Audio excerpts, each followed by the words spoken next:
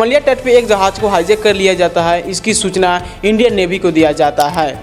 अभी तो देखा जा रहा है कि बहुत सारे देश जो आयात निर्यात होता है वो समुद्र के रास्ता ही अपनाते हैं। ये बहुत ज़्यादा आसान होता है और बड़े बड़े जो जहाज़ होते हैं जो समुद्र के रास्ते से ही जाते हैं, एक दूसरे देश से एक दूसरे देश जाते हैं। इससे आयात निर्यात करने में जो भी सामान होता है इससे बहुत अच्छा सुविधा होता है। अभी तक देखा जा रहा है कि पहले ये सही था पर ये अब सही नहीं रह गया, अच्छा नहीं रह गया। जो ये घटना घटा है ये अरब सागर के सोमालिया तट की है। बताया जा रहा है कि लाइबेरिया से लगे एक झंडा लगा हुआ था जहाज़ पे, उस जहाज़ को हाईजैक कर लिया जाता है। जब ये हाईजैक किया जाता है तो बताया जाता है कि इस जहाज़ में 15 भारतीय भी है। तब इसकी सूचना इंडियन नेवी को दिया जाता है। इंडियन नेवी को इसलिए सूचना दिया जाता है कि उसमें 15 भारतीय भी है। इसको सूचना मिलते ही इंडियन नेवी अपना तैयारी करते हैं और इस पर निकल जाते हैं, ऑपरेशन शुरू कर देते हैं। ऑपरेशन शुरू जब होता है तो बताया जाता है कि इसमें 15 लोग ही नहीं बल्कि 31 लोग भी इसमें इस जहाज़ पे है।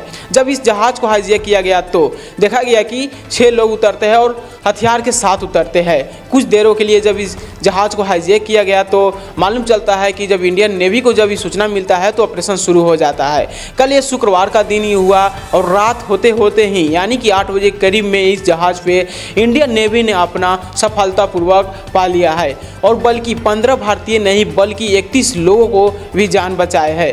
और देखा गया कि जब वहाँ से जितने भी लोग यानी कि 6 लोग हथियार लेके उस जहाज़ पे हाईजैक किए थे वहाँ से वो सब निकल जाते हैं और इंडियन नेवी ने सभी को करीब 8 बजे की रात में 31 लोगों को जान बचाते हैं। सूचना इसलिए दिया जाता है कि इसमें 15 भारतीय भी है। जो ये जहाज़ था ब्राज़ील से बहरीन तक जा रही थी। करीब 17,500 का सफ़र करना था। पूरा सफ़र नहीं हुआ था पर ये सोमालिया तट पे ही इसे हाईजैक कर लिया गया, जिसकी सूचना इंडियन नेवी को दिया जाता है और इंडियन नेवी ने इस ऑपरेशन को पूरी तरह से सफलता पाते हुए 31 लोगों को जान बचाते हैं और वहाँ से जितने भी 6 जो आया था उतरा था हथियार से लेकर वो सभी वहाँ से निकल जाते हैं।